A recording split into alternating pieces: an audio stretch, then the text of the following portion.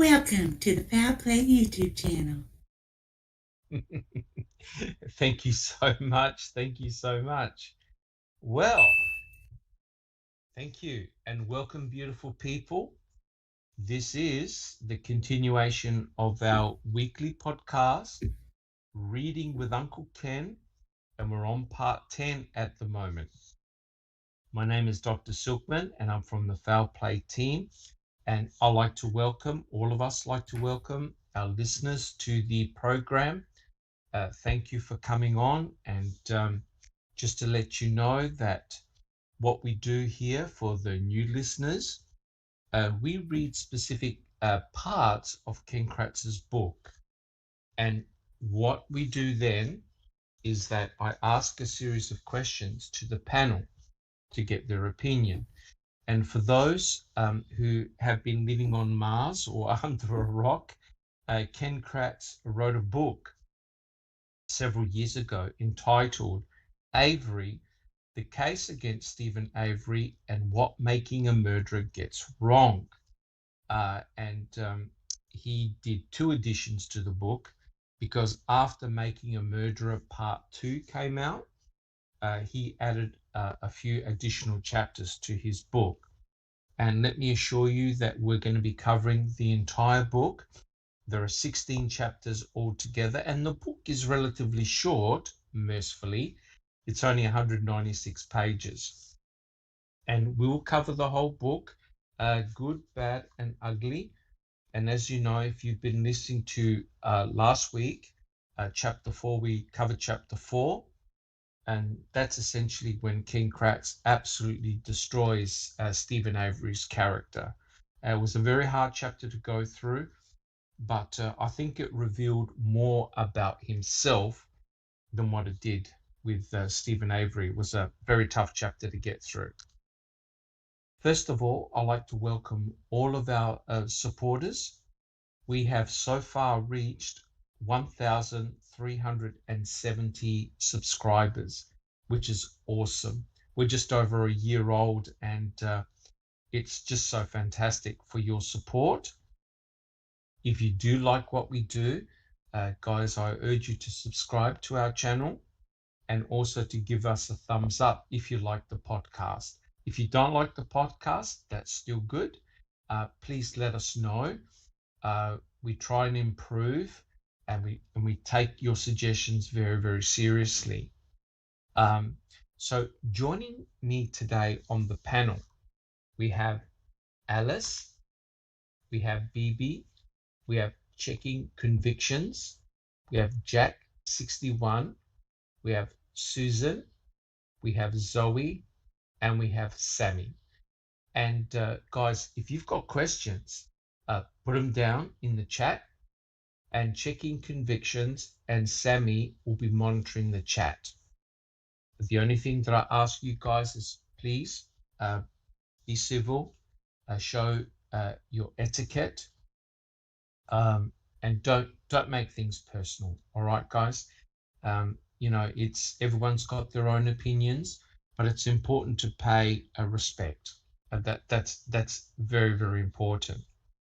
All right, guys. So what I normally do is I'm going to actually commence reading passages from the book straight away, and I'll be asking the panel questions. Now, before I do that, I'd just like to let everyone know that Kathleen Zellner gave an interview, I think it was last week, and this was with Ed Johnston, and he's got a YouTube channel called Criminal Justice Natters, and it was a really, really interesting interview with Kathleen Zellner. And for the very first time, I heard her talk about the blood in the RAV4 in terms of that her team of experts had actually done DNA methylation studies of the blood. And that was very interesting. So just very quickly, DNA methylation allows you to determine the age of a sample, like a blood sample. And so her panel of experts must have looked at the 1996 blood vial of Stephen Avery, and also they must have also looked at a blood swab from the RAV4, and her panel of experts were able to determine that the blood in the RAV4 pertaining to Stephen Avery was indeed fresh blood. It wasn't blood from 1996, and that's very, very interesting. The other important point that Kathleen Zellner said, and I urge everyone to have a look at that interview. We also covered it in an open mic last week that was hosted by Jack, and it was a really, really good open mic where we discussed many other things as well, and I'm sure Jack 61 will say a few things in a minute. But the other important thing that Kathleen Zellner said is that she's implicating a family member in the murder and a family member in the planting of the blood in the RAV4. Furthermore, she's implicating the police or law enforcement as having planted the RAV and other pieces of forensic evidence. So that's the first time I really heard her talk about the DNA methylation studies. So that's very, very interesting. And she sent out a tweet a while back saying that they were doing further forensic testing. I have a feeling this is what the further forensic testing was. Jack, do you want to make a quick comment about the open mic that we did last week? Yeah, it was interesting because, along with everything that you said, as far as I know, this is the first time she's also ever implicated the police directly. Now, there were a lot of questions going way back about, the police killed Teresa Halbach to set Avery up. And, she was always said, no, that didn't happen. And from a personal standpoint, I'm not really tore on that. I don't think that's what happened. I guess it's possible, but I don't think I don't think they would do that, Doc. I think that they used her death. I agree. So, I agree. 100%. I think that, overall her interview was really good. I mean, she gave, she talked about the RAV too. The RAV's still intact, underground. It's, wrapped up. But that was interesting, Yes, it was. Yes, it was. Apparently, the RAV4 is buried underground in a cage. And because she must have spoken with Mark Wiegert, and he assured her that the RAV was still intact. So that's awesome. That's awesome. Well, I was surprised to hear it. I don't know if I believe them or not. Yes, Phoebe. You mean there's going to be like a grave robber in the middle of the night? I have trust issues with them. Yeah, I agree too. I'm going to take her at her word that she believes that it's still, all good to go and can be tested if that opportunity comes about. But yes, trust but verify, right? Yes, that's correct. It has to be verified. Correct. But it goes to show, guys, and the listening audience, that there's still so much to learn about this case. There's just so much unknown, and clearly Kathleen Zellner has been doing a lot of work in the background. So it's very interesting that she specifically talked about the blood in the RAV being fresh, and her hypothesis is that the blood in the RAV actually came from Stephen Avery's sink. So that's a source of fresh blood. But what Kathleen Zellner didn't take into account was the fact that her team of experts could have been given a different swab. So, for example, if Jack 61, you want to make a comment? Well, I mean, I was exactly going to say that, but thank you. No, that was it. Yes. So it's interesting that Kathleen Zellner says, look, they changed the swab when they did the hood latch. They changed it for a groin swab. So that gave the very high levels of DNA for the hood latch, right? And that's entirely feasible. But yet she didn't take into account the fact that Cherie Colhane, who did all the swabbing of the RAV4 and the Grand Dam, could have simply given Kathleen Zellner's experts a swab coming from the Grand Dam or from the bathroom a swab that actually contains Stephen Avery's blood and hence DNA. And if you take a swab from the Grand Dam or another location that's got Stephen Avery's blood, the blood is fresh, right? And that will complement the DNA methylation analysis. But furthermore, there'll be no EDTA. So you can actually fool Kathleen Zellner's experts. You can actually fool the FBI.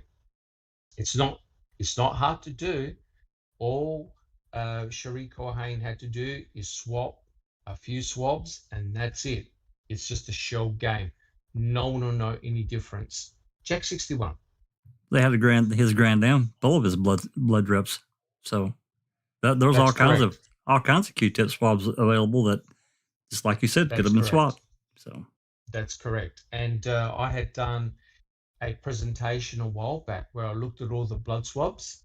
And if I could remember the number correctly, there were 17 swabs, 17, that had Stephen Avery's blood and that the blood was fresh. As in, the blood was from October 2005. So that blood was fresh, and that will complement the analysis done by Kathleen Zellner's experts who had done DNA methylation studies. So that's remarkable. But it's interesting that Zellner never contemplated the fact that Cherie Cohen handed her experts the wrong swab, and you would not know. All right. Well, it goes to show that we don't know everything about this case, and I'm sure there's lots of twists and turns. That is for sure. All right, guys. Let's make a start. So what I'm doing today, guys, I'm reading the next chapter, and that's chapter 5, entitled The Blood, which is a perfect segue for Kathleen Zellner's interview. And I urge all of you guys, if you haven't seen it, it's Ed Johnston, Criminal Justice Matters. Really excellent interview. Okay, I quote, "Blood, a centerpiece of countless murder cases, an evidentiary linchpin. And so it was that blood, his own and that of his victim, landed Stephen Avery in prison for life. But blood does not lie. Blood tells truth, incontrovertible truths of the same sort told by DNA testing. I'd be willing to take a blood oath to that effect. If you want to truly understand the case against Stephen Avery and how and why his defense lawyers tried so desperately to manipulate the blood evidence, you must wrap your arms around the complexities of blood, spatter, EDTA, DNA, and so on." So it's pretty obvious here, guys, that Ken Kratz knew the importance of the blood evidence, especially the blood evidence in the Toyota RAV4. So here's my question to the panel. If you're going to plant evidence to construct a fake crime scene, why would you use blood? Why use blood? Guys, who would like to have a go at answering that question? Susan. Because juries love DNA. Juries do love DNA, correct? Yeah, anything? Just Rhonda joined us. Welcome, Just Rhonda. Good to see you here. Why else, apart from juries liking DNA? Anything else, Susan? It's pretty incriminating. Have his blood in her car. Yep, excellent point. It's very incriminating. Jack 61. Both of those things, plus blood's extremely easy to plant, unlike a fingerprint, which is extremely difficult. So it's transportable. Yes. So it's very easy to plant. It's transportable. Excellent. Anyone else?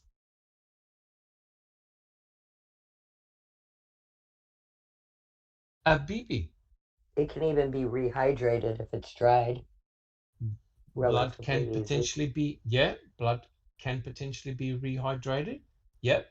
Anything else? Checking convictions. Well, it's not easily explained how it wouldn't get in there, but from the person. It's not, Yes. you can't explain it away. It's like, Yes. okay, that's his blood. That means he was in there. And it's kind of, the normal person would just think that the planting stuff doesn't go to a normal person. So if it's a jury, they're going to think, oh, that's his blood. There's no doubt that he was in it. Excellent. Excellent point. Bibi, do you have an additional comment? Yeah, that's like how he told Cohen, she didn't have to worry too much about all the stuff just to create the perception, Correct. Perception is very, very important. Yes. Anything else, guys? All right. All of those points were excellent. The other thing, of course, was that there was a blood vial of Stephen Avery's from 1996, right? Because he gave a sample of blood when they were doing some DNA analysis back in 1996, where he was unsuccessful. So there was a vial of blood that actually had his name on it. And you guys have raised some excellent points. Look, blood is relatively easy to obtain, very easy to hide. You only need a very small amount, and it's extremely easy to plant. Now, correct me if I'm wrong, but there was a crime scene analysis, this was years ago, who actually planted blood. This is the analysis, right? Who planted blood at a crime scene to implicate two cousins. And it turned out that they were innocent of the crime. And this guy here who planted the blood got placed in prison for several years. So blood, you're correct, guys. When people see blood and you take DNA from that blood, they believe that you were there. Jack 61. Yeah, that was the case that Barrick wrote the book about. That's a crazy fucking case. Oh my God. Yes, that's the, I think the people involved in the crime scene, in the crime were actually from Wisconsin. And they'd murdered a couple, I think, in a farm. That's right. And old couple. An old couple, and it was a horrendous crime. Yes. And the police were under pressure to solve this crime. And so the actual analysis, he actually planted blood in the car from the cousins. And it so turned out that the cousins were indeed completely innocent, because those involved in the crime, the actual horrendous crime, they confessed to it, right? And then everything fell into place. But it goes to show, don't just think that lab techs, people that work in crime scene analysis, are all pure and innocent. They can also do shenanigans as well. And I know it's an awful thing to say, but guys, anyone on the panel here trust Cherie Cohen? Who trusts Cherie Cohen? Not as far as I can not as far as I can throw Never. my house. No way. I wouldn't trust her to test water that people drink. I mean, there's absolutely no way. She is snaky all the way around. And we all know that lab techs can be deceiving. I mean, look at how to, what is that drug scandal? Yeah, right there. That'll really show you some lab techs. That's an excellent point. As we would say here in the UK, Dr. Silkman, I wouldn't pee on her if she was on fire. I have a comment here from Travis. He says, Zellner has said after receiving requested blood samples, her experts are unable to carbon date or methylation study. The samples were insufficient. Did she say what had changed? No. And that which that really kind of, wouldn't you think, if that was fresh, there was no way they couldn't carbon date that, huh? Doc, you remember? I want to interrupt just 1 second here. Remember about a month or so ago, Zellner put out a tweet that said that they were doing further testing, and she did it without explaining. Right. So Right. That's correct. My guess is that there's something new. I don't know. Yeah, that is correct. And just to answer Travis's, that's the first time that we actually heard it on that podcast that she did with Ed Johnson. I'd never heard about the DNA methylation studies before. I went to her brief that she filed several years ago, and she actually mentioned in the brief that she was going to do two things, carbon-14 dating and also DNA methylation studies. And these are both robust sciences. They're not easy to do. You need specialists in order to do it. So it looks like her specialists were able to do DNA methylation studies. There's no way she would lie, as in to make that up, because imagine her going to court and saying, oh, yeah, I just made up all the DNA methylation analysis. That would not look good. So to answer Travis's question, a while back, as Jack61 said, she put out a tweet stating that she was doing further forensic testing, and it looks like that's what she was doing. In part, they did DNA methylation analysis. That's huge. That result is huge because it tends to suggest that the blood that was used in the RAV4 was fresh blood. Because remember, from 1996 to 2005, they were talking about a 9-year difference. The DNA methylation analysis can actually tell the difference between the age of a sample that's 9 years difference. Susan. Oh, Susan, what I was going to say is not really relevant to that, so I don't want to. No. Go for it. Well, I was listening to the new interview that Jerry Buting did with Matt. Someone. Yes. Was just put out, I think the 17th. But he was saying that originally the state crime labs were developed to be part of the prosecution, basically. That's correct. That is correct. Yeah. Yep. They're just 100% correct. Yeah, they're there to back up the prosecution. Oh, no doubt. Why they don't have blind testing? Yeah. That's correct. There was a lot of thank you very much, Susan. You're 100% correct. Yeah, why they don't do double-blind studies and they have an impartial laboratory to do the testing, I simply do not know. The other thing that I saw in a documentary, and I may have read this in a book, the prosecutors, the state prosecutors, routinely talk to the lab techs. That's routine. So they sort of like give subtle hints like, we've got some bullets here, and oh my God, we found this gun at the crime scene. Wouldn't it be good if those bullets came from that gun? So they actually do talk to the laboratory techs. Bibi. Make sure you put her in the house or the trailer or the garage. That's 100% correct. So when Tom Fassbender, for the state. They work for the state. To me, that totally takes the science out of it. Yes, it does. Science should be impartial. He's given direction. That's 100% correct. Yes, correct. But I was actually surprised, guys, that attorneys, prosecutors, they routinely talk to the lab techs. So they go in there. So they're obviously very interested in the outcome. And as Bibi pointed out, Tom Fassbender, who's the lead investigator in this case, spoke with Cherie Culhane over the phone and said, try to put her in his garage or home, right? And in the end, that's exactly what Culhane did. I just cannot believe that maybe that's something that happened so routinely in Wisconsin that the judge just dismissed it.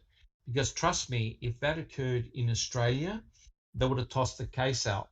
They would have demanded all the samples to be redone again in an impartial laboratory. I mean, that's ridiculous. How can you have an outcome of a case, a murder trial, no less, when the lead investigator is sort of like leading on the lab tech? What's nefarious in this particular case, guys, and you know it, is that Cherie Culhane actually assigned herself to do all the forensic swabbing and the testing. She actually assigned herself. That's remarkable. What, BB? Come on. Say it. Say it. Isn't that convenient? 100%. Yes. Very self-appointed. Self-appointed. Yes. Correct. Self-appointed. Checking convictions. Do you have a comment? BB said it. Convenient. That is correct. Yeah. And so you can see, guys, all the machinations that were working in the background. Now, the jury wouldn't have known all of that. They would have known all those factoids. But when you take them all into account, it's terrible. It's absolutely terrible. You can see what was happening. They were building this strong case against Stephen, and it was a circumstantial case as well, which is truly remarkable. So, guys, in summary, yes, the easiest thing to do, guys, is either to use blood or DNA. The obvious thing about using blood is that you can see it. So when Culhane, Stokey, Groffey, and all the other guys, when they were looking at the RAV4, they were looking for stains, right? Because you can't see just DNA on itself because it's invisible. But blood, you're attracted immediately to blood and you take a swab. So blood, the other important thing about blood is it's transportable, right? You can easily hide it, transportable, and you only need a small amount to the blood that was in that RAV4. Jack 61.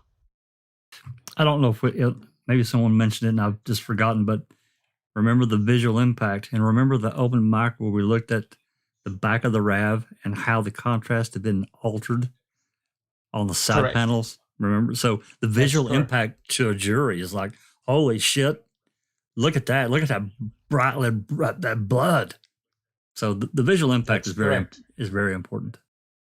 That's correct. And I remember having a discussion with Kelly Coles, who's done those excellent series about looking at the forensic analysis, in that it's pretty clear that what they did, Jack 61, and I agree, they changed the contrast to make the blood more vivid and more red. So hence, when the jury was looking at it, it would have been shock and horror. Susan. Speaking of visual impact, it's very interesting that none of law enforcement noticed any blood in the RAV on scene. Yes, that's correct. That's correct. And very good point. And we know that Pam of God, her daughter Nicole, Fassbender, Remiker, and there were other law enforcement officers that had torches. Did not know any blood in the RAV4. And when Pam of God and her daughter Nicole found the RAV at about, would have been about 10:30, 10:35 in the morning, it was bright sunlight and they took pictures. So that proves that the sun was out and it was bright.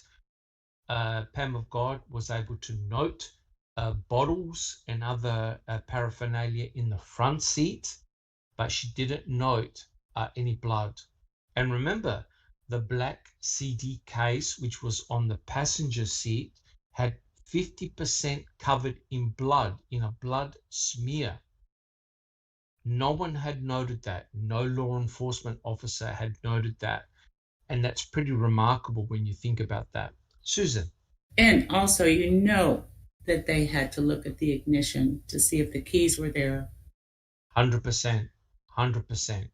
Now, I understand that blood, over a period of time, it can discolor, change colors.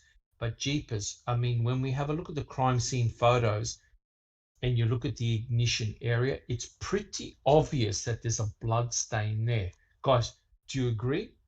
It's obvious that the blood is there. Oh, absolutely. It's very obvious. Another thing that you're talking about that CD case, and it reminds me, we also covered it in that same open mic. I think it's DCI report 167 that yours and Ricky got. But talking about Harrington, they got a locksmith and they made entry. Correct. And then they took swabs, right? But they didn't say anything. He didn't say anything about this CD case having blood all over it. I found that interesting now that I think about it. Maybe no one else does, but he would have seen it. It was sitting right there. That's correct, in the passenger seat. Yep. And of course, it makes a mockery, guys, of Brendan Dassey saying he drove with his uncle the RAV4 to the pit because he would have directly sat on water bottles and a CD case covered in blood. Now, remember, that would have been fresh blood of Teresa Horbach's. Well, actually, it was fresh blood of Stephen Avery, and that would have transferred to his clothing and pants. And of course, nothing was found. So it's rather bizarre. The whole thing is completely bizarre. Checking convictions. Do you have a comment? Yeah, Kent 3334 says, did not even see the exterior blood. Like, the blood that was in the back of the RAV on that cover? That's correct. That's 100% correct. And Jack 61 made a very important point because I forgot the name of the individual who actually saw the back of the RAV, and he stated, I did not see any blood. I think that's the individual who saw the flashcard, the actual flashcard that was in the back of the RAV, and he saw the name Teresa, right? Which meant that he had to have been very, very close to the back window. Would you agree with that, Jack 61? Absolutely. If they were able that close enough to see that little SD card with her name on it, come on. Yeah. And in court, I think it was Buting, I said, well, did you see the blood? And he goes, well, I was 30 feet away from the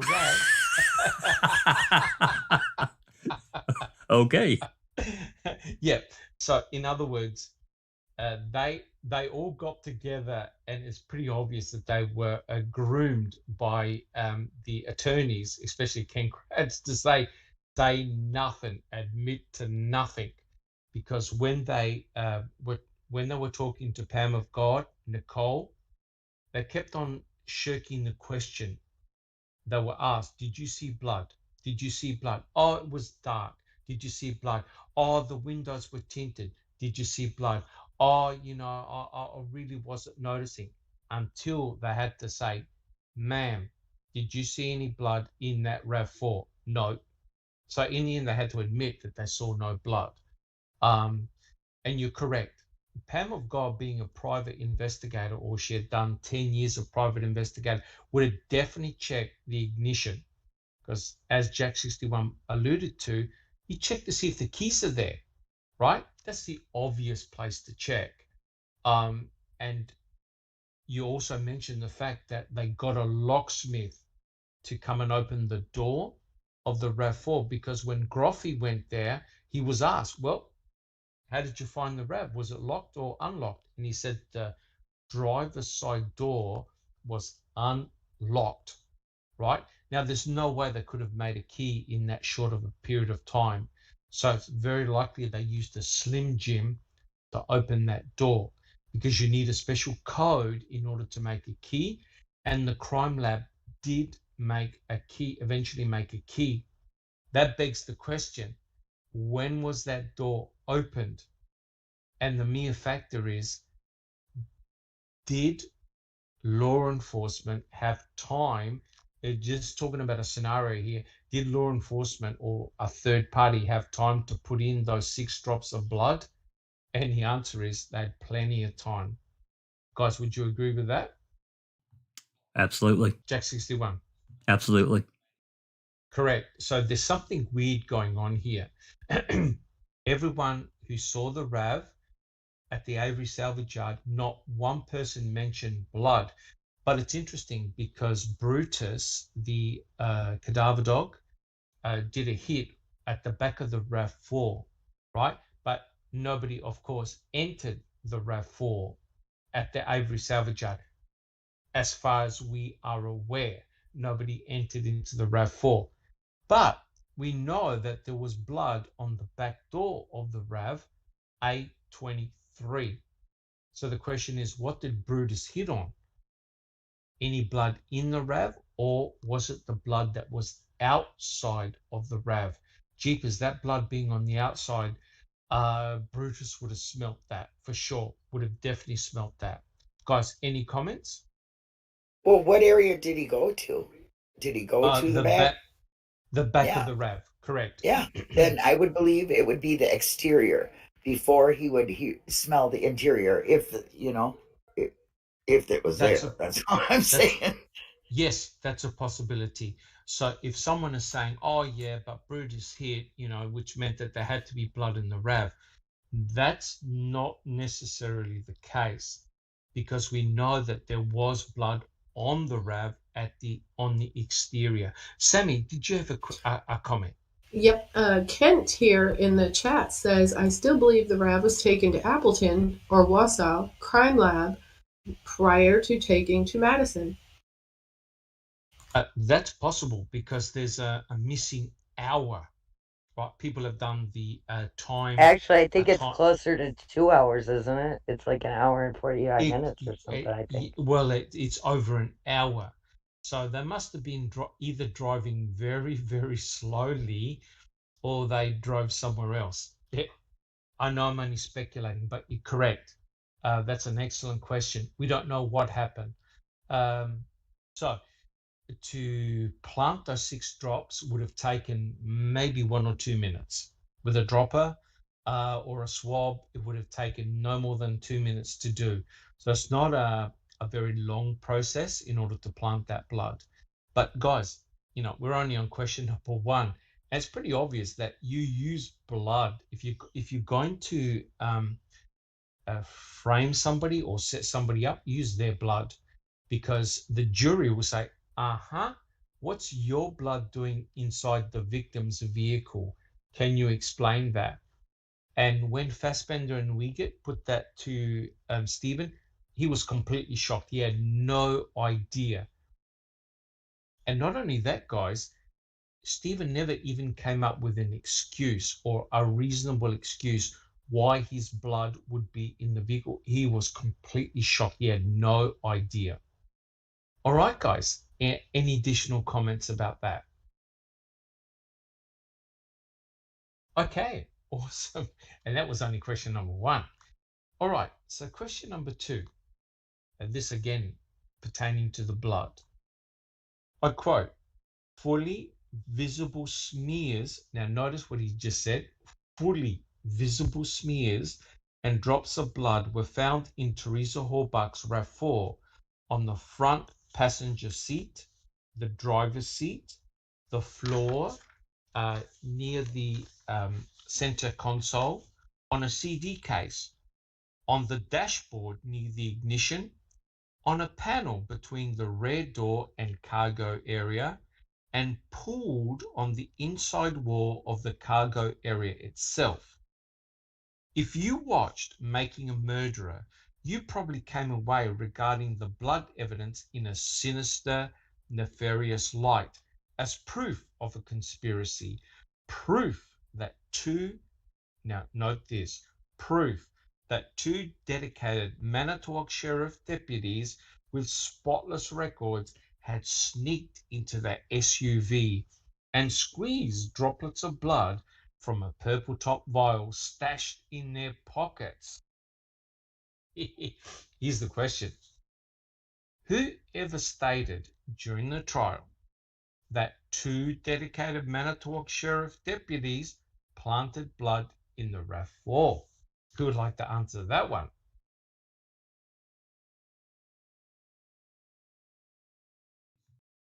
You might need to ask that one more time. Okay. Yeah, I was going to say that. Here's the question. So Ken Kratz is talking about the blood droplets in the RAV, right? And his intentions were that it was 2 dedicated Manitowoc Sheriff deputies that had placed the blood in the RAV4. So the question is this: who actually stated that 2 dedicated Manitowoc sheriffs deputies planted blood in the RAV4? Who said that? Jack 61. It wasn't said at trial, and he's trying to say that the filmmakers implicated Colburn and Lincoln in doing that, and it was never said at trial. That's right. That's correct. That is correct. Checking convictions. Do you have an additional comment? No, Jack's pretty much said it. I was going to say it was, just inserted. Yes, correct. Because no one actually said that Lincoln Colburn, I assume that's the two deputies that Ken Kratz is talking about, went around sneaking around with a purple top vial. No one ever said that, right? Now, I understand that the defense went with a planting scenario, but they never said that they went around sneaking with a purple top vial. Clearly, if you got to plant blood, you would take a sample of that blood from the purple top tube and place it in a smaller vial, put it in your pocket, and no one will know that you've got it. So it's interesting. I find it very interesting that Ken Kratz is trying to make the planting scenario so ludicrous that you start laughing, right? So, as far as I'm aware, no one said that Lincoln Colburn were walking around with a purple top tube. Guys, is that correct? Am I getting that right? Jack 61. Yeah, but there's something else. There's something else too, and he seems to forget. And please, someone correct me if I'm wrong, but I'm pretty sure in either pretrial or the trial, Colburn said he never had access to that purple top tube, and that's not true at all. He did. Yes. Back in the late 90s, he had access to that blood vial. Correct. And so when the blood vial was discovered in the clerk's office, anyone with a code could have gone in there and got access to it, right? All they had to do was go in there and say, "Oh, look, I want to check some files or whatever like that," and they would have the blood vial was in a container, and the tape, the normal tape, evidence tape that you normally put on a container, it had been cut. Now, yes, it's true that the Innocence Project team, they also looked at that blood as well, but it doesn't necessarily mean that they are the ones that cut that tape, the sealing tape. So in other words, anyone could have gone in there and had a look at that blood vial. The actual tape, the crime scene evidence tape, had been cut. BB. And it was taped back together with regular Scotch tape, and it wasn't resealed the way it's supposed to be resealed. They're supposed to reseal it with another yellow label and write on it the chain of command of what had happened to it at that time. That's 100% correct. Normally, if you open up a piece of crime scene evidence, you've got to make sure that when you put the tape back on, it's the proper evidence tape, and that you sign and date it. You seal it. That is correct. That box had been left open and normal Scotch tape was used. Sammy, do you have a comment? So this is a classic case for the question that, why we say proper protocol and oversight is not here. No, there's no one accountable for that. That is correct.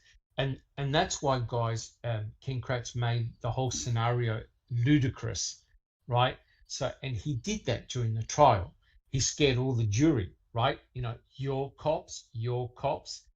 Well, the reality is, unfortunately, there are law enforcement officers that are involved in nefarious activity, because many have been arrested, right, for wrongdoings.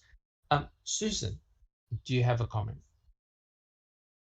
I was just going to say, not only were they not specifically targeted during the trial, Lincoln Colburn, for planting the blood, I guess. Yes. But in MAM as well. Yes. Wasn't specifically said that was done by Lincoln Colburn. Correct. Which is exactly what he's saying, is it not?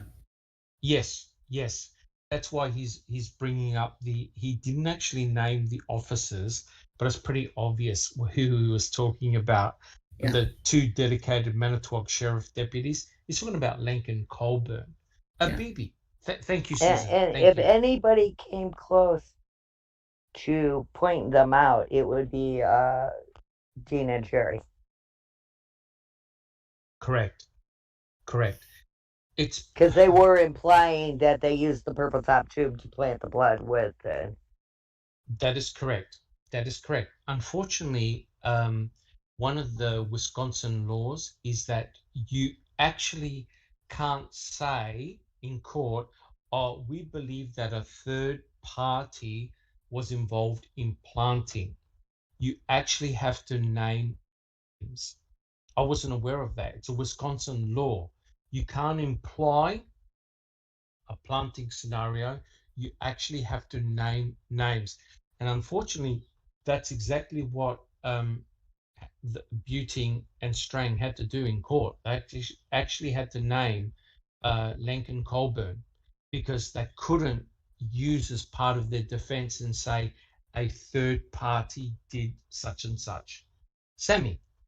Yeah, T1 is saying the current theory is the blood inside the RAV still couldn't have come from the vial, but the swab representing that RAV blood came from somewhere else. 0 EDTA, fooling everyone. Oh, that's correct. 100% correct. And remember that there were blood swabs taken everywhere. Stephen Avery's Grand Dam, right, which was in the same crime laboratory where the RAV4 was, where they were taking swabs. They took swabs of Stephen Avery's inside his house, in his trailer. They also took swabs in the garage. And when Cherie Cohane did all the PCR testing, they came all positive. That they did presumptive tests to prove that it was blood. And secondly, she did PCR analysis to prove that the DNA came from Stephen Avery. So if you look at these two swabs, a swab that contains EDTA and a swab that doesn't, from the outside, you cannot tell the difference. And that's the important thing. Very easy to fool people because a swab is a swab. Sammy. Now Travis says, okay, wait, Dr. Silkman. That's BD, purple top tube.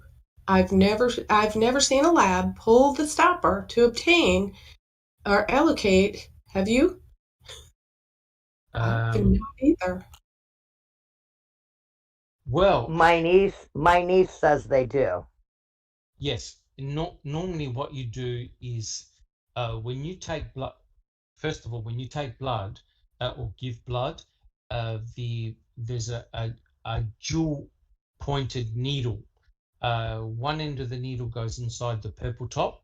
The other end of the needle goes inside your arm. So the blood is actually taken through vacuum. When they take the needle out of the purple top, there's a hole that's punctured in the top of the purple top. The blood is under vacuum. So that little small hole in the purple top is normal. If you're going to he's saying he's never ever seen anyone pull that purple top off. Stopper out. Oh, no. To take a sample. And my niece in her lab says they do. Yeah, when they get it to the lab. When they get don't it to the put lab. another needle in there and suck out what they need to do a test. They pop the top off, they pour it out, and they pop the top back on. Or they eyedropper it out. Yeah. Correct. That's 100% correct. I mean, I've done lots of DNA extractions from blood, and you definitely take the top off. You never put a syringe back in. Normally, you put in a syringe in a bottle that, say, contains medicine, but not blood. Normally, what you do is you take the top off and you pour the blood out. Correct. Does that stop contamination? I would have thought never in a million years would they pull that stopper. No, they do. I'm saying, does that help contamination, correct, from anything else? Oh, yes. So basically, the stopper is there just as a form of storage, because what happens is when you take a blood sample, the blood in that vial is under vacuum. That blood is then transported to a laboratory where they do tests, right? So they need access to the blood when they do their tests. So what they would do is simply mix the blood, make sure that it's all liquid and all good. They take off the top and they take aliquots of the blood from the tube to do their testing. Normally, in a testing laboratory, they may do 5 or 6 different tests on that blood. So normally you take out about 10 mils of blood. So yes, they do take the stopper off. And remember, in 1996, they would have taken several mils of blood out to do the DNA analysis. So removing the purple top, that's completely normal. Nothing nefarious there. The last thing you want to do is to take a syringe and syringe the blood out. Because remember, every time you've got a syringe, you've got potentially a needle stick injury. So you want to minimize the amount of times that you use a syringe. Correct. Alice. I just have a question. It's been on my mind for a while when it comes to the bloods. I mean, a lot of people are saying about it being for the 85 case. But did Stephen no go for an operation while he was in prison for a gallbladder removal or something like that? So he would have got blood taken then. So yes, would it be the hospital that keeps hold of that blood, or would it go back to the prison with him? Well, that's a good question. Normally blood is kept within the hospital, especially if you've got to do blood tests. But I don't know the year that 2006. February 2006. Okay. It wasn't long after he was arrested. That's right. Because Mystic Jinx asked the question if they possibly had like a hospital area in the prison that they might have taken him into. And first taken blood or blood work there to decide to ship him to the hospital. That's possible. Yeah, because I was thinking the amount of dodgy police and everything like that that's in this case, all it would take, if it was something to do with the prison itself, all it would take is for them to know the warden or something like that, or somebody in there that could get access to it, who could get it for law enforcement. Yes. Yeah, that's true. But remember, guys, Steve was saying that he thought they were trying to poison him and kill him. Yes, correct. But remember, they would have needed the blood soon after October 31st, right? They would have needed the blood then in 2005.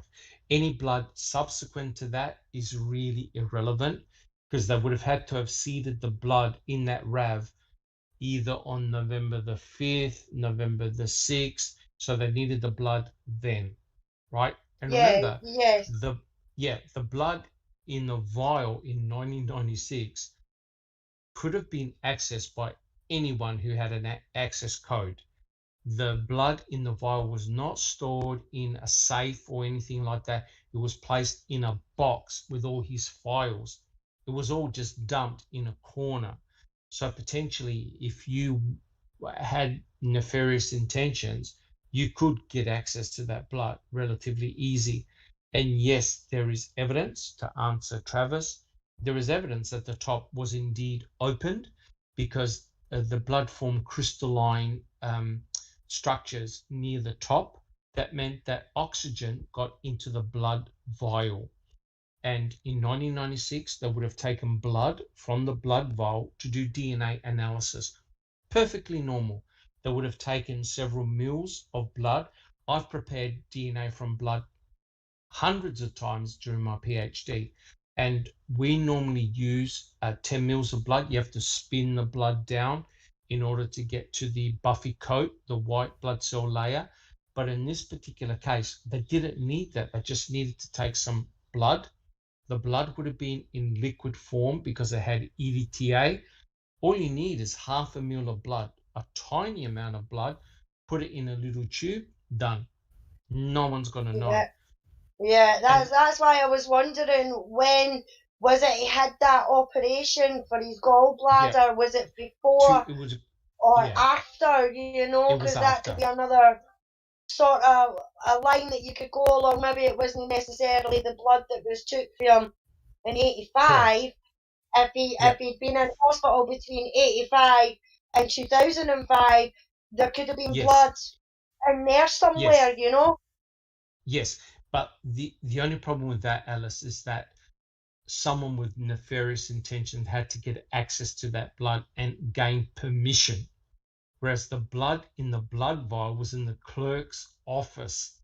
It was easy for anyone to get access to that blood, right? If you're in law enforcement, you could have easily gone in that area to obtain that blood, right?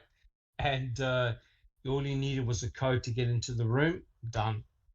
Yeah. And because the blood has got EDTA in it, it's not going to congeal. It's not going to form a clot. So you can potentially have that blood for a few days, a few weeks. You don't know. Now, remember, I am speculating here, but the reason why you will use the blood in the blood vial initially is because A, it's got EDTA in it, so it's going to liquefy, and B, it's got Stephen Avery's name on it. So hence you know that if you plant it, it's going to come back to Stephen Avery. Checking convictions. Checking convictions. Shane Henry wants to know, why would the killer use blood flakes? Yeah, that's a very, very good point. I can't answer that one. So the blood flakes means that the blood itself has dried out, right?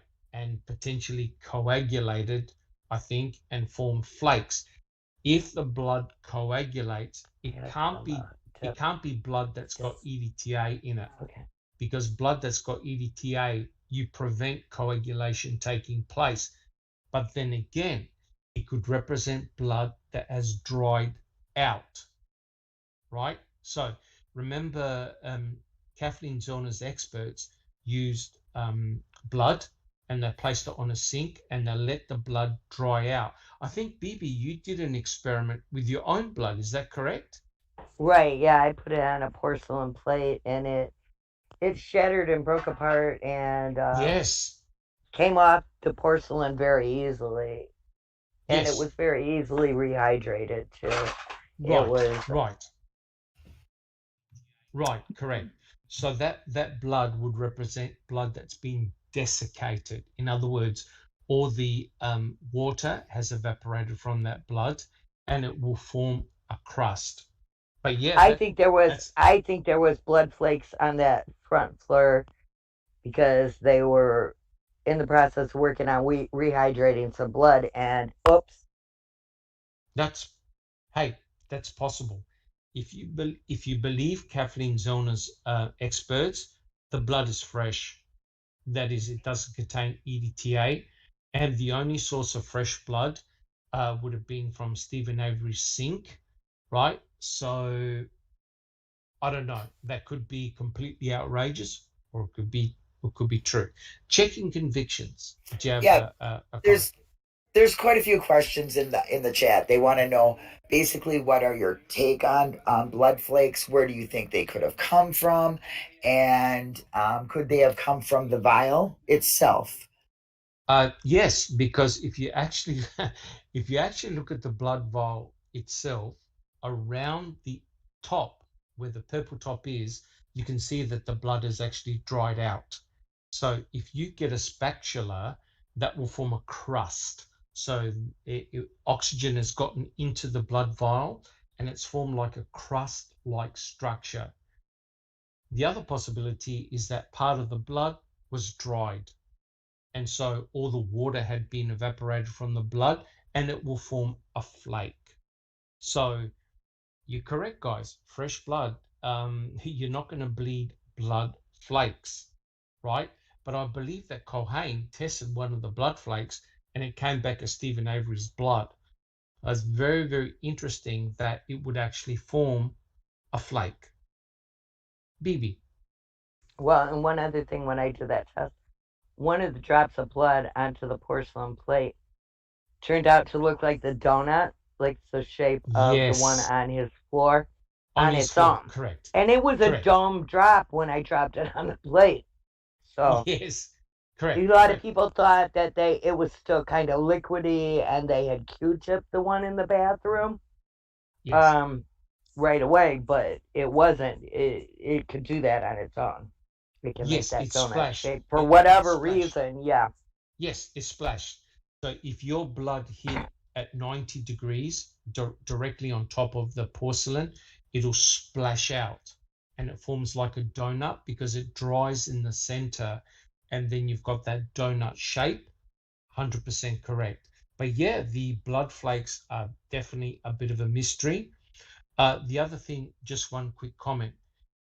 If the blood went on the actual carpet, there could have been something on the carpet that prevented absorption. So the blood dried on the surface of the carpet, forming a crust. That can Silkman, happen as well. Travis has asked a question some time ago, and he asked if you would explain to them, please, the basic components of blood and what actually has DNA. Are aliquots for DNA spun, or do they use whole blood? No. So essentially, if I was doing a DNA prep from whole blood, that's blood taken from somebody's vein, and I've done it hundreds of times. What you do in the laboratory is that you centrifuge and spin down blood, right?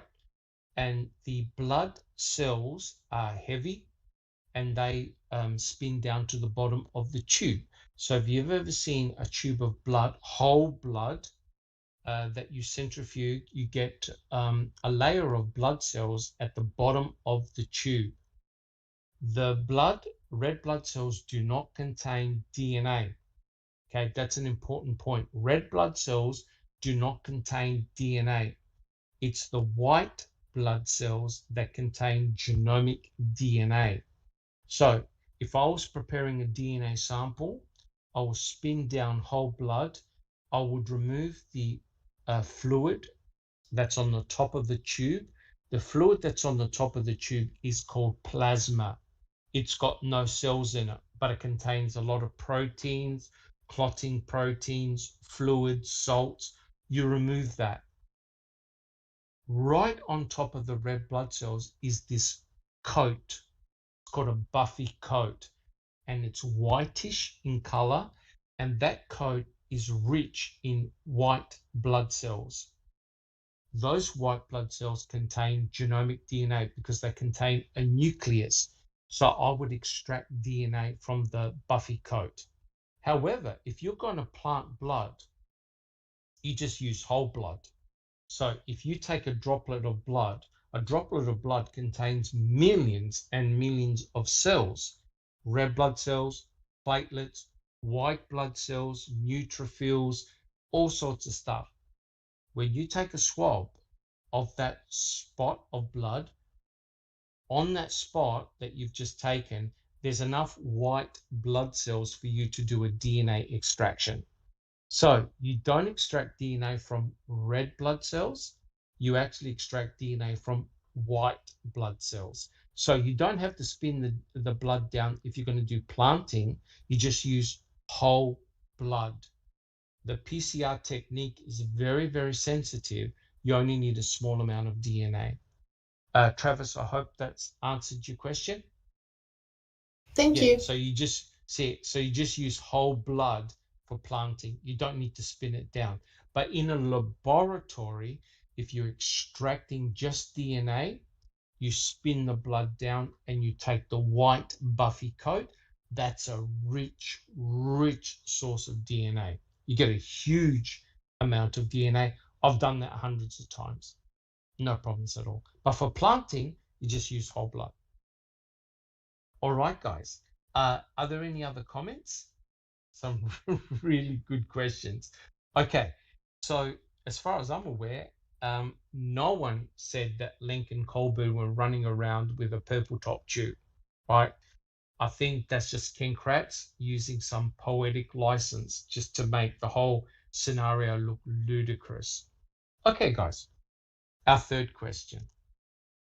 Well, folks, the explanation for how that blood ended up in the RAV4 is far simpler. Some of it came from Teresa when she was shoved into the cargo area of her own SUV as Avery tried to figure out how to dispose of her body. And some of that blood dripped from a deep cut on the right middle finger of Teresa Hallbuck's killer, one Stephen Allen Avery. Here's the question. How did Ken Kratz know that Stephen Avery was actively bleeding when Teresa Halbach was killed? And was there any other explanation for how Stephen Avery's blood got into the RAV4? Guys, who would like to answer that question? So Ken Kratz is saying, no.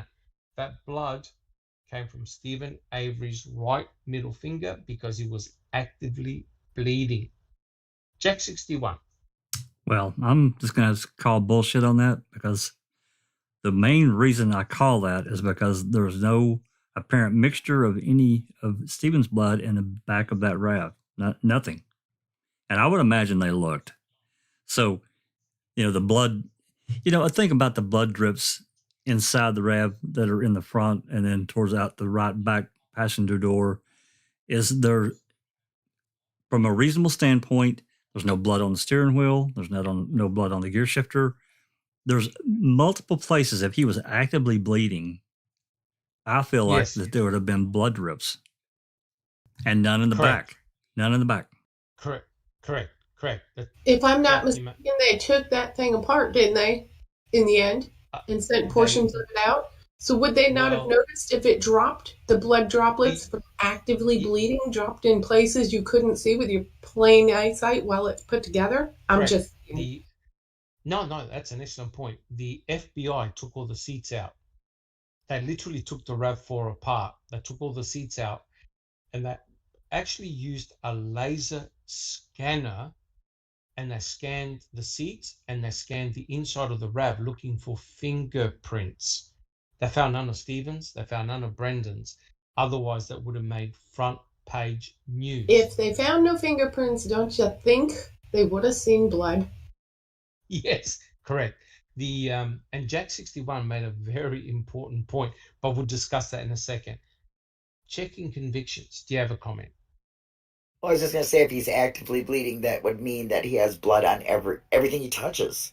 And if he's touching things, they would have fingerprints. And there's no fingerprints. He didn't wear just a glove just to, every once in a while take it off to drop a few things of blood, or have a rip in a glove like people have said. I just don't believe it.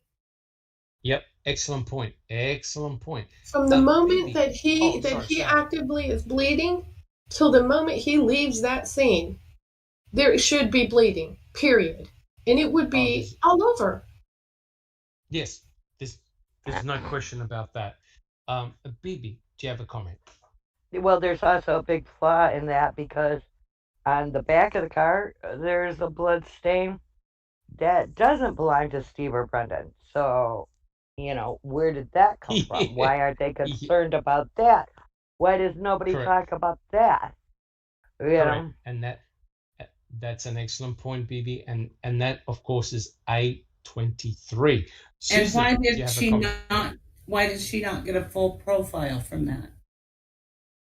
That is correct. And the reason why I think it's pretty obvious, the reason why is because it wasn't Stephen or Brendan. So if anything didn't pertain to Stephen or Brendan, they dropped it. They weren't interested in it. And of course,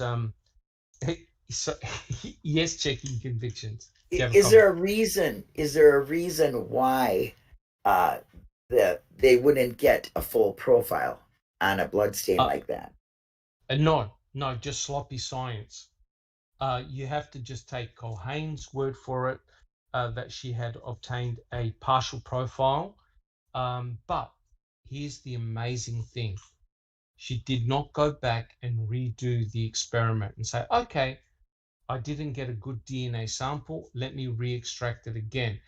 And the reason why you don't want to do that is because it points to a third party.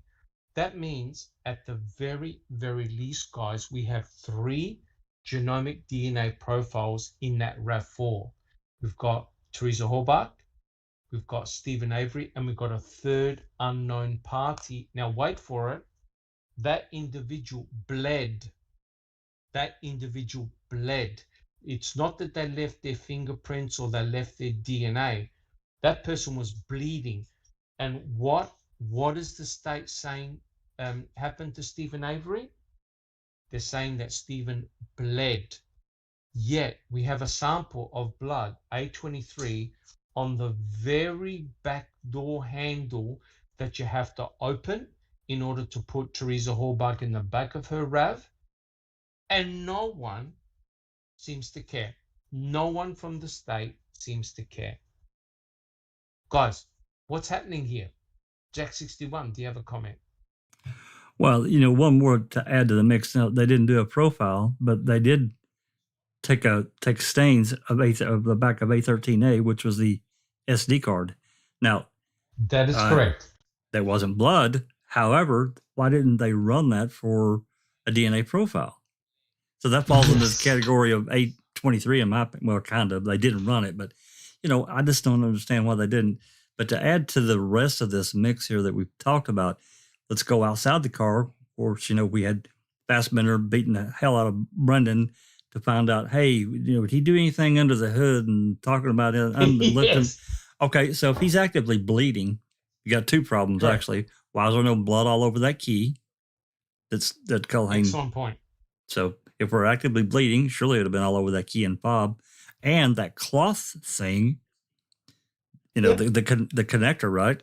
And then yes, you have the hood latch, which they got this massive amount of touch DNA, but they tested the battery cables, and there's nothing on them. Nothing. Come on. No, and not only that, Jack, they didn't see any blood underneath the hood. They saw no blood. That's right. The blood swab and the swab they took of the hood latch had no evidence of blood. Now remember, Kathleen Zellner's experts tested, right? And it had no blood. It came from skin, right? Skin. When you take a groin swab, you take skin cells, which is very, very interesting. Ooh. And the amount of DNA on that hood latch swab was out of the park. Huge amount of DNA on that swab. Bibi. Well, and you touch that hood latch only for a second, but you're going to be touching the battery cables a lot more to get them up than you're going to touch the hood latch. So why did they have none, and that hood latch is through the roof? That's correct. That is correct. And the answer to that is Stephen Avery was never in the RAV4 and never under the hood latch. It's a simple under the hood. It is as simple as that because it makes no sense whatsoever. Maz wants to know. Sorry, Sammy. Maz wants to know, will item A23 still be able to be tested to get a reliable DNA profile after all this time? I have an awful feeling that Cherie Culhane threw it out. It's gone. Me too. And that leads into Mystical Jinx's question. How much of a partial of A23 matched CX in the query? Yeah, we do not know. This is the bizarre thing, right? Now, there were bones found in the Manitowoc County gravel pit. In the quarry, and Kathleen Zellner actually marked the spot where CX was found. CX was, now listen to this, it was blood, right? And even though it had rained, they were still able to get a robust profile from CX. They got a full genomic DNA profile, and it was from a male. It doesn't belong to any of the Dasseys. It doesn't belong to any of the Averys. It's an unknown sample. I can't believe this, but they obviously didn't check it through CODIS, right? So it'll be interesting. Is it from someone who has committed a crime? Is it a totally unknown individual? Who's it from? It was from someone who was bleeding, and we don't know the connection between CX and A23. We don't know. We simply do not know. Sammy. So I have a question then. If you're doing an investigation, you're looking for a murderer. Correct. Wouldn't CX and A23 be of vital interest? Number one priority. Number one priority. Because it means that you've got the victim's car, right? Which you know that the victim is in the back of that, was in the back of that vehicle at that time. You have someone who was bleeding and left their print and also their blood on the very door handle that you need to open to put the victim in the vehicle. That's A23. No one knows where A23 comes from. No one has got a full genomic DNA profile of A23, but according to Culhane, it's not Brendan, it's not Stephen. Otherwise, she would have said you can't exclude them. So that means that the alleles that she got excluded them, and it also had to exclude Teresa Horbach. Otherwise, Culhane would have said, "Oh, I couldn't exclude the victim." So it's from a third party. It's got to be, and we don't know any more information about A23. And Zellner is fully aware of A23. Yeah, correct. Or the murderer and Stephen Avery was never even at that scene. That's correct. And just to back up what Jack 61 was saying, we have the perfect vehicle to compare someone who is actively bleeding. And what vehicle is that, guys? What's the vehicle that we can compare it to? Directly compare Stephen Avery actively bleeding in. That's it, guys. The Grand Am. The Grand Am shows Stephen Avery actively bleeding. In other words, drip, drip, drip, drip. And if you have a look, the actual gear shift has got blood on it, right? And there's blood drops on the console. That means that he was continuously dropping blood all the time. And in his Ford, I think it's the Ford F50 or F250, one of the black truck, he was actively bleeding in that as well. There are blood droplets absolutely everywhere in that. The RAV4 does not make any sense for someone who is actively bleeding. The RAV4 makes sense if someone was selectively actively bleeding, i.e. someone went in there with a dropper and dropped 6 drops of blood, right, and put the blood on the console. Because the bleeding scenario inside the RAV4 makes no sense. If Stephen Avery drove that vehicle and if Stephen Avery touched the key to start the ignition with Brendan Dassey sitting right next to him, there would be blood on the gear shift, there will be blood on the handbrake, there'll be blood on the steering wheel, there'll be blood on the handles, the door handles to go in and out.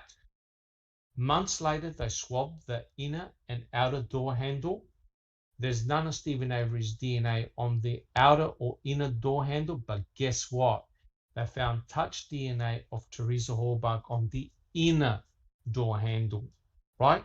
So the state is saying that Stephen Avery is a good shedder, yet he never left any of his DNA on the obvious places that you would expect to leave DNA. And on the key, there was no blood on that key, just DNA, which is completely mind-blowing. Alice. Yeah, I was just going to say, you've got to remember, Doc, the important bits that he would have touched. He wore gloves for, and then just decided to take the glove off while he was inside the car so that he could flip everywhere, and then put the glove back on again to be able to touch the key. He's a magician, remember. That's correct. And that's why I believe that Strang made a really good argument. You're either selectively bleeding or you're not, right? And if you look at the RAV4, there was no blood around the RAV4, drops of blood within the around the RAV4 or on branches. It made no sense. You've got those 6 droplets of blood and the blood flakes in the RAV4, and that's it. So how did that RAV4 get from Stephen's garage to the pit without Stephen leaving any blood anywhere else, right? And if you look at the hood latch, right, it was Fassbender who said to Brendan, did he go under the hood? What was he doing under the hood? What Fassbender was actually trying to get Brendan to say was, yes, he disconnected the battery. That's right. Because they knew that the battery was disconnected, right? They had no idea they had no idea about the hood latch, right? They only swabbed the hood latch 149 days after Stephen allegedly touched it. The amount of DNA on that hood latch was 26-fold higher than test subjects, and only 4 out of 15 tests even actually left a sample of DNA on the hood latch. And considering that DNA breaks down, we can double it. That means it would have been maybe close to 60-fold, maybe even higher. Kathleen Zellner actually worked out, her experts worked out, that the amount of DNA on that hood latch was 90 times higher than what it should have been. I have a question for you. How in the earth would she know that excludes Stephen Avery on A23 unless she tested something of it? Correct. And then should she have tossed that? There's some comments in here stating that she might have been in some trouble if she would have tossed that. Correct. I beg to differ because they do this all the time and there's no accountability. That is correct. She could have said, oops, I accidentally threw it out. You never know, right? Now, the reason why they could test it is this, right? Say, and I'll give you an example. Say you're looking at a particular locus. Let's call it T-pox, right? The T-pox locus. And say Stephen Avery for T-pox was 18 and 22 for T-pox. That's the locus, and he has 2 alleles, 18 and 22. Say in that partial profile of A23, T-pox just happened to come up, and T-pox had 14 and 16. The alleles 14 and 16. Can you see that that eliminates Stephen Avery immediately? Because the alleles are different. That's how Cohen would have done it. So had A23 come back as 18 and 22, she would have said, oh, we can't exclude Stephen Avery. But because A23 had different alleles than what Stephen had for a particular locus or loci, she can exclusively say, yep, that wasn't Stephen. Well, my question is, if she tests anything in this case, is it not supposed to be held on to for any reason? That is correct. That is correct. Forensic evidence has to be held and not thrown out. So by all, if everything is kosher, she should still have the A23 swab, because when you do a DNA preparation, you only do it on half the swab. You don't do it on the full swab, except, of course, when she did DNA prep of the key, she used the entire amount of DNA. Same with the bullet. Checking convictions. Yeah, Travis says if she tossed that sample, I think it's covered in the trial court order, she would be in significant trouble. Agree. None of it happens to any of them. But ain't it the same as the bones? No accountability. Yes, it's biological. And they gave away the bones, and nobody's in trouble over that. There should be. Should be. Well, that's. I know I've said it before, guys. This is going to be a trial for situation, and that is the state has broken so many rules, so many laws, so many regulations. It's probably better for them to back out now, because Kathleen Zellner is going to go for the jugular. And if I was her, I would party their ass. She's going to highlight everything that they did wrong. Jack 61. Not to jump around in the book, because I personally haven't read it, but is there any part of the book that covers the March 2nd, 2006 press conference? Yes. Yes, Good. It does. Good. Okay. I'll save my commentary on that for later. Please do, because guys, I'm almost tempted to read the entire chapter on Brendan Dassey, And I know that people like posters like Checking Convictions and others will be very, very interested in that chapter. I'm sure she's read it already. It's one of the most disgusting chapters I've ever read in the whole book. Sickening. Well, this Make one you sick to your stomach. Already has me fuming because this is one of my biggest contentions in all of this. How can they say they're not at fault for any of the failures here when they've done nothing but fail and there's no accountability? It just angers me. Yes, but there's one good point here, guys, and that's an excellent suggestion. If it wasn't for Making a Murderer, we would have never known. That's right. We would have never, ever known the shenanigans. And if it wasn't for Kathleen Zellner and her experts, this would have been the carpet. And as an analogy, look at the Luke Mitchell Jody Jones case. We don't have access to anything. So therefore, we don't have a Making a Murderer scenario whereby we're in the courtroom, we saw what happened, we looked at the forensic evidence, we know nothing. Right? The same thing would have happened with Stephen Avery. You would have known nothing about the case. Everything would have been locked and sealed. Jack 61. Can you imagine, any of us really imagine, let's just say we saw Making a Murderer without the, the courtroom stuff and all that, basically just telling the outer edges of the case. Can you imagine looking at that case, how we're having to look at the Luke Mitchell and Jody Jones case? It's ridiculous. Correct. It is absolutely Correct. crazy. Correct. And, for those guilters out there that think that we only are focusing on Making a Murderer 1 and 2, we're miles ahead of that, right? I know that my team, our Foul Play team, and many other excellent YouTubers, they go to the official documents. They go to the official court documents. I've read all the documents on the forensics, right? So therefore, we've got excellent amount of information and knowledge.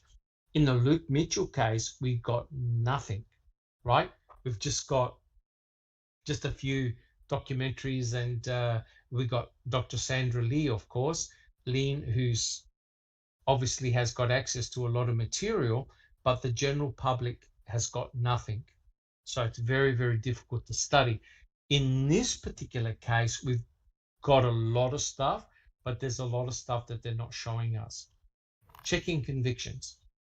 Yeah, we even have a lawyer. So he states violation of orders are a whole different ball game than violation of a preservation statute. Yes. Again, I'm not a legal expert. So, Travis is a lawyer and he knows. But just let me remind everyone that Wisconsin has got their own laws. But you're correct. I believe it was Norm Gunn and Tom Fallon, I think, mainly Norm Gunn, that were involved in writing up these laws about preservation of biological evidence. Is that correct, Jack 61? It was around the year 2000, I think he began, it wasn't just him, but he was one of the main ones, as I recall. That's correct. That's correct. And of course, we can see that the bones, the cremains, they're gone. Most of them are probably gone back to the Hallbach family, so they can't be retested again. There is no DNA left for the key. That can't be retested again. There's no DNA left for the bullet, so that can't be retested again. So you can see that crucial biological evidence is disappearing. And let's hope they've preserved A23 and A13A for further testing. Jack 61. Just as we're talking, to Travis is here, with us in the chat, and I appreciate his presence and his knowledge. Of course. And I'm curious as to, he's probably heard by now of these new emails that we have access to. And there's one in particular where Zellner is questioning Fallon about the unedited flower video that she got. Yes. So, and this email, it's bad, but it's kind of comical because he gets this email from her. He immediately, within I think it's 40 minutes, he's emailing. Of course, he's copying Gone and others, but he's emailing Wiegert and the evidence technician, about this undisclosed 8mm tape that they allegedly can't get working. How does he feel about this undisclosed piece of information? We just found out about this freaking 8mm tape. Yes. It's been around for, let's say 15, 16 years now. We knew nothing about. That's correct. That's correct. And we know, guys, it's often the information that's withheld that's the most damaging. And it looks like more and more information is coming out now to light, which is very, very interesting. So, yeah, we'll see how Kathleen Zellner deals with it. But I think she's got a lot of ammunition now. It's going to make the state look very, very bad, very bad. And personally, I would be targeting people like Cherie Cohen and also Eisenberg, Dr. Leslie Eisenberg. The testimony of those two was so crucial against Stephen Avery. And yet, the important thing is what they didn't do, the tests that they didn't do. Both Cohen and Eisenberg refused to do certain testing. That's very, very telling, guys. All right. Well, we can go for another 5 hours, but what I want to do, because I'm conscious of the time, what I want to do is one more question, and we'll continue this next week. And it's important because think about it. The most damaging forensic piece of evidence against Stephen was the Toyota RAV4 on the Avery salvage yard and the blood, his blood, inside the RAV4. So that's so damaging against Stephen. So that's why I believe we should spend a bit more time on this chapter, and we'll continue it next week. But what I'd like to do is to do one more question. I quote, Teresa's blood was found in the rare cargo area. According to experts, the blood pattern showed that this was where her bloodied hair had rested against the side panel. Crime lab experts found Stephen's blood in 6 places in the victim's car. For a minute, let's discuss blood pattern evidence. It was the way the blood was deposited in the SUV that enabled the experts and ultimately the jury to decide how the blood got there. This would become critical after the defense alleged that crooked cops planted Stephen Avery's blood from a vial found in the clerk's office. Was the blood observed in the SUV consistent with this planting theory? Or was the pattern of bloodstains more complicated, suggesting other specific human mechanisms? And that's a really good question, actually. So here's my question to the panel. How can you determine blood that was planted versus blood that was left by an actively bleeding finger? Okay, who would like to answer that one? Check 61. You can't. He's being ridiculous. And he's also, again, he's asserting basically at trial that the lawyers, the defense, Strang and Buting, accused Lincoln Coburn of planting this blood. And they couldn't do it because they tried to go for the third-party Denny motion, and they lost. Yes. And remember, they lost.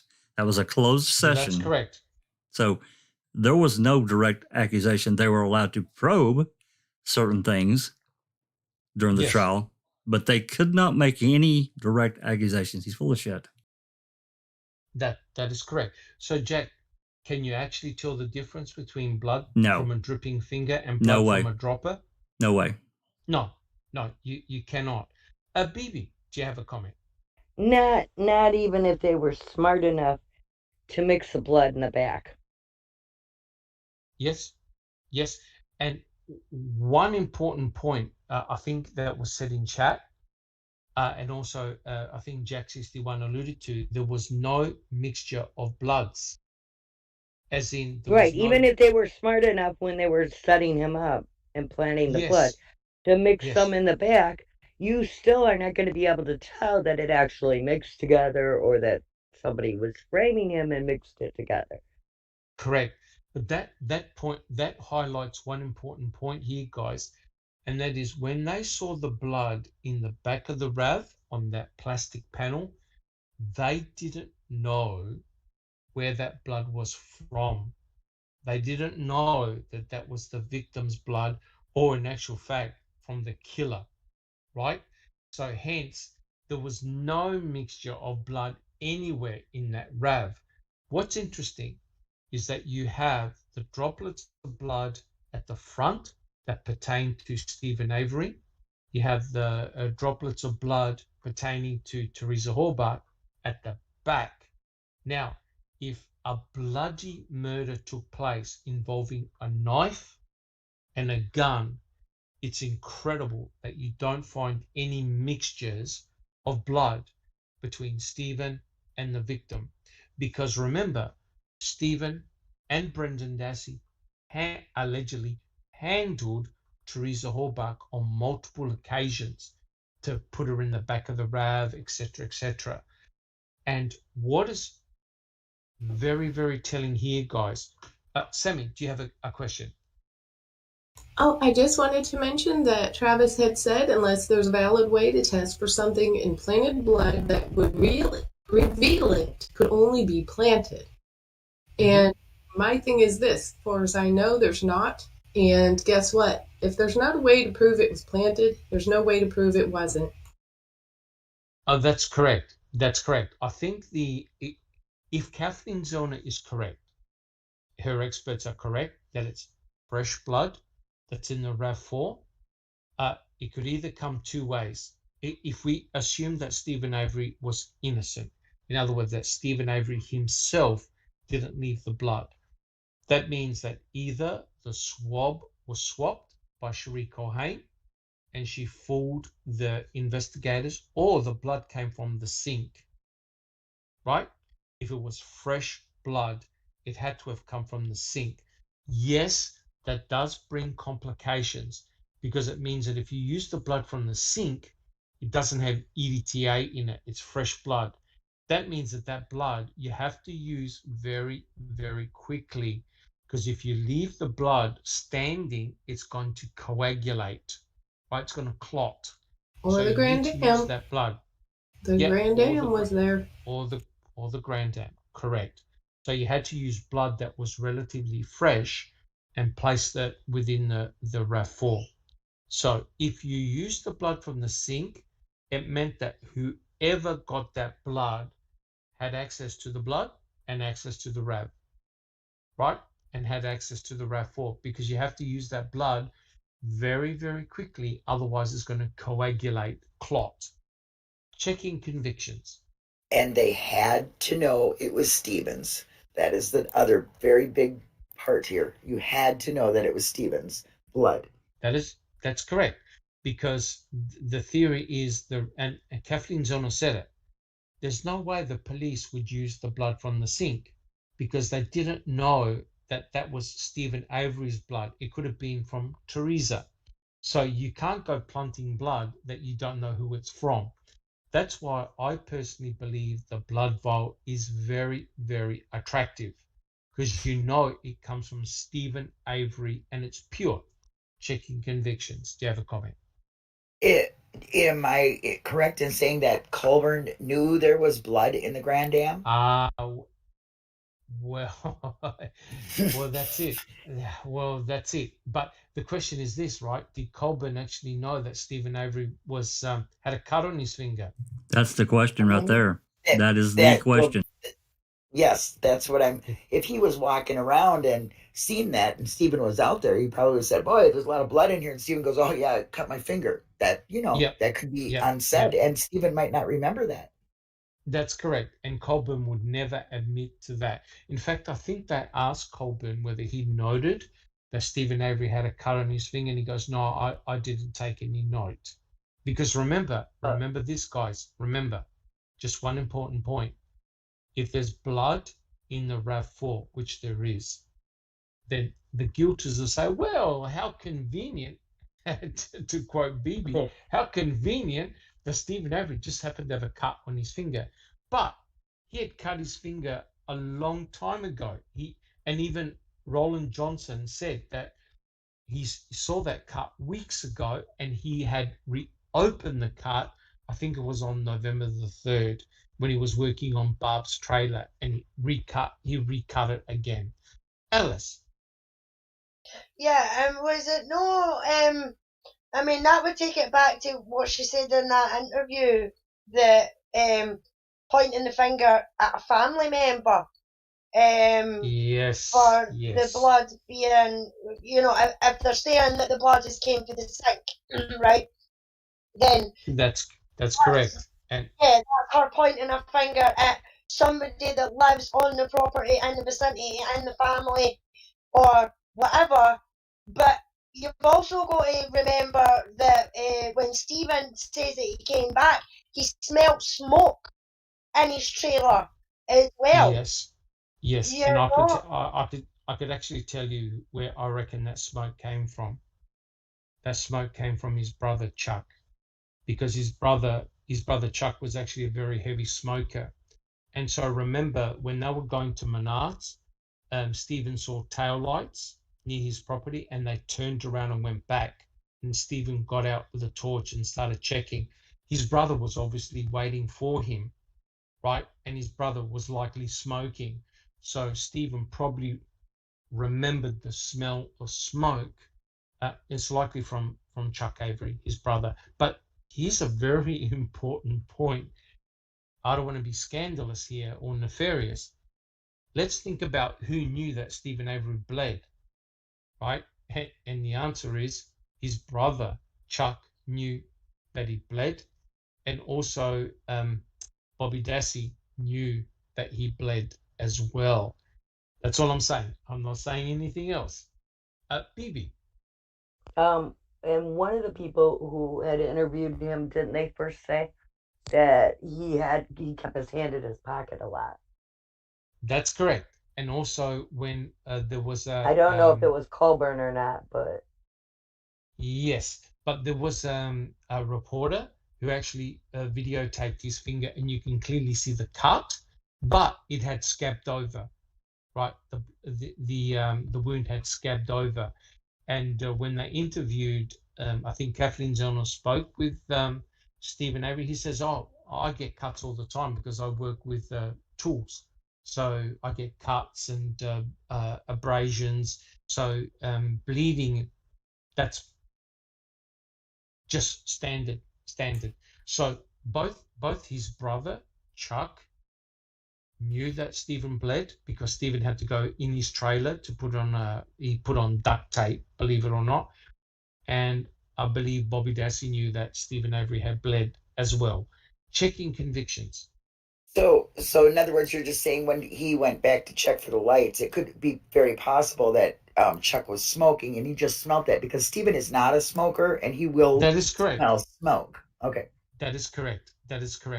So I remember discussing this with Kelly, and we sort of like worked it out that it was very likely his brother Chuck, who was likely smoking at the time, because Fassbender and Wiegert were laughing at Stephen Avery, saying, "Oh, wait a minute, are you trying to tell me that somebody went in your trailer and they were smoking in your trailer?" Remember, they were mocking him on November the 9th, and Stephen Avery said, "I distinctively smelt smoke." It was probably cigarette smoke that was lingering from his brother. Stephen just remembered those events and was trying to put two and two together. But the only person I can think of in the vicinity of his trailer was his brother Chuck, who was smoking. He smokes all the time. All right, guys. Sammy, did you have a comment? Well, we have a mention in here from Kent, and he said police were listening on phone calls in real time. That's how they knew the finger cut was opened. I believe Stephen told Jody over the phone about it breaking open, almost like man bragging. That I would have to check, but so they were like, what he's saying here is before all of this took place, and the cut happened, he's on the phone and they're listening to Jodi's phone calls. Those are being screened. She's in jail. Yeah. Yes, they were. Their phone calls were definitely being listened to prior and after the murder. There's no doubt about that. Jack 61. And let's not forget, there's, I think, 4 calls that we can't get. So what's in those calls? It says that they were talking about, hey, I busted the hell out of my finger, and it's, squirt, so, yeah. Mm. And the other thing, of course, is that Stephen may have told her that he rearranged his bedroom, right? Because bed, the orientation of the bed was not what Brendan Dassey described, right? So you can destroy his whole story. We know his story is not real, but you can destroy his whole testimony by Stephen saying, "Oh yeah, I changed that bed days before Teresa Hallbach ever," and that would destroy him as a witness completely. Jack 61. One final comment, and let's not forget, after he was arrested, we have been made aware that they were watching secretly through the privacy rooms as well. Yes, correct. Oh, they did so many nefarious things. It's ridiculous. All right, guys, do we have any final comments for that particular quote? All right, so my understanding is it's not easy to tell the difference between blood that's coming from an actively bleeding finger to blood that can be planted. Yes, there are different scenarios. For example, the blood on the CD case was smeared. The blood on the ignition was placed there by like either a dropper or a Q-tip. But yes, and some blood fell by gravity. Any blood that falls by gravity, you can't tell the difference between planting or coming from a dripper. And so, yes, you can smear the blood on the CD case. That's easy to do. And you can use a dropper or you can use a Q-tip to place it on the ignition. But what concerns me ultimately is the lack of blood on other parts of the vehicle that you would normally expect to find if you're actively bleeding, right? So it made no sense. The actively bleeding scenario by the state was absolutely ludicrous, in my opinion. Bibi. I just want to mention not only the hood latch, but there's the interior hood latch that you first have to trip before you get outside and trip the exterior hood latch. And the interior one 100%. Had nothing on it. 100% correct. 100% correct. And that's why Kathleen Zellner is so desperate to get the RAV4, because she's going to test all the things that you would expect to find Stephen Avery's DNA on, just to open the hood latch. Now remember, the state said that Stephen Avery is a good shedder, right? That's their words, which means that his DNA should be everywhere. And it's not, right? That's the problem. It's not. They tested the door handles to get into the vehicle, and they didn't find his DNA. Now, even if he used his left hand, right? Even if he used his left hand, he's a good shedder, right? So he should have left touch DNA. Teresa Hallbach left her touch DNA on the inner door handle. And mind you, they didn't find any DNA pertaining to Brendan, right? And apparently he said that he went with his uncle and they drove the RAV to the pit.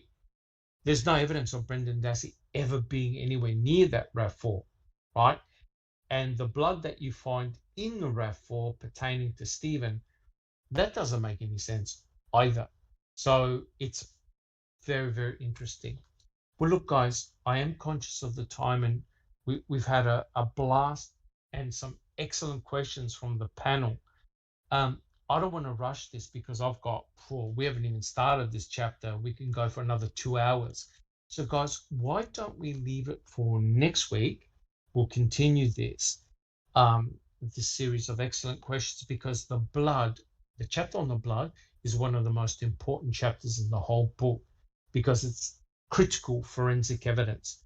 So guys, are there any comments that you would like to make in general for our listening audience. Who would like to go first? Checking convictions. I'm going to jump right in there because I have an exciting interview on Monday. Ooh. At 3:00. I will be interviewing Criminal Justice Natters, the guy who does the hosting. How do you get all these interviews? I asked him. First, awesome. I asked him his secret to getting all the great lawyers, that are we would love to talk to. And then he just said there's no secret. He just asked. And I said, well, okay, I have to know who you are.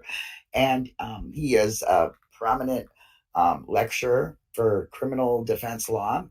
His name, he is actually a doctor, Edward Johnston. So I'm really looking forward to it. So that'll be Monday at 3:00 Central and 8:30 UK. Wow. Awesome. Yep. Awesome. Big thank you, Checking Convictions. Bibi, do you have any final comments? Yeah, I really want to give a shout out to Becca and Brendan Talks. They're doing some good work over there, and it's really some interesting stuff. And they only have 131 subscribers, and there was only like 20 people in chat today. I know she did move the time today. And she was doing some really good work on the statements that Brendan had made to the police on the coercion. Yes. And I was listening to that today too, and it was excellent. I would like to give a shout out, and that everybody should go over there and check it out and subscribe and watch what they're doing there, because it's pretty interesting. Good work. They're doing very, very good work. And it's everything is approved by Brendan. Every single thing that goes on there is approved by Brendan. She talks to Brendan regularly. Yes. And they did this wonderful campaign with the dragonfly tattoos and the signs for Governor Evers. And she sent him a giant 3-ring folder with like 300 pieces of paper in it for him. Yep. That's my Becca. Thanks. That's huge. Thanks, Bibi. Yes. Awesome. Yeah, like I said, I try and listen to as many of them live as possible, but because of the time difference, I've got to watch them a bit later. But absolutely, the ladies are doing an awesome job. And you're correct, Bibi. She's got direct connections with Brendan, and you can't beat that. That's fantastic. Yep. Thank you, Bibi. Anything else? Okay. Jack61, do you have any final comments? Oh, yeah. Well, to add to that, I mean, it's difficult when you start dealing with anything Brendan, because everything that went on with Steven's bad, but he got screwed, and he got screwed a bunch. So it's really difficult. It's a difficult subject, and I've been promising for basically weeks. We're going to be trying to get the pretrial recordings done and get those posted soon. Hopefully that's coming. Yes. But for tomorrow, for the open mic, I would like to let everyone know that we're going to have Nosy Wren on. She brought us an interesting case that's out of Texas, actually near where she's from, that about a case involving Munchausen by proxy, and the lady that's involved, she's been convicted now. Her name is Danita Tutt, and it's a really it's not going to be case files. It's going to be basically what we gathered from. There's a documentary. It's an hour long. We're not going to watch it all, but I'll be showing a little bit of this hour long segment that was on A&E from a show called Accused, Guilty or Innocent. It's season 1, episode 2. It's really interesting how that all unfolded. So we'll have her on to talk about another new case that I think everybody will find, it's going to make you mad. It's going to piss you off, but it's really interesting, I thought, and worthy of getting out on the open mic. Awesome. And that's tomorrow. That's correct, yes. Jack? Tomorrow. Yeah, tomorrow, 4 p.m. Central. Awesome. Yeah, make sure you check it out, guys. Awesome. Bibi, did you have a comment? Oh, no, I was just going to make sure he said the time because of the time change. Everybody's like, yes, a little bit messed up, and we're going to be messed up more in 2 weeks when you change times, Dr. When I change my time, correct. And then we go back to 7 a.m. on Sunday morning. Oh, God. Yes, we'll have to work something out. Make sure I have caffeine hooked to an IV that day. Yeah, one more shout out to Rhonda and Kay and Cherie and their work on Daniel's case. They're continuing to march forward. I know others are helping them as well, and they're doing really good work as well. So I know that they had a little time away because Rhonda had a death. Her son passed away, but they're back at it. Yes. So you should check them out. Yes. Thank you so much, Jack. Yes, they're doing a marvelous work on that particular case, working so hard. Beautiful. Susan, do you have any final comments?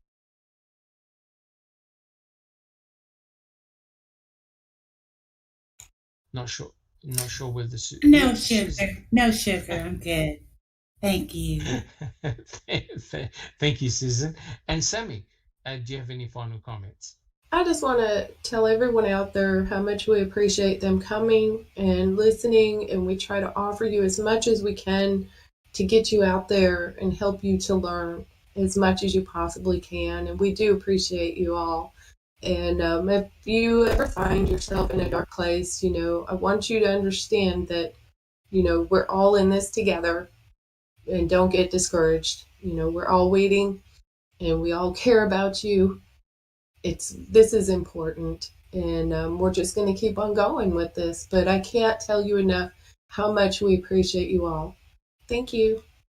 Absolutely. And like I said, guys, if you like what we do, please subscribe to our channel.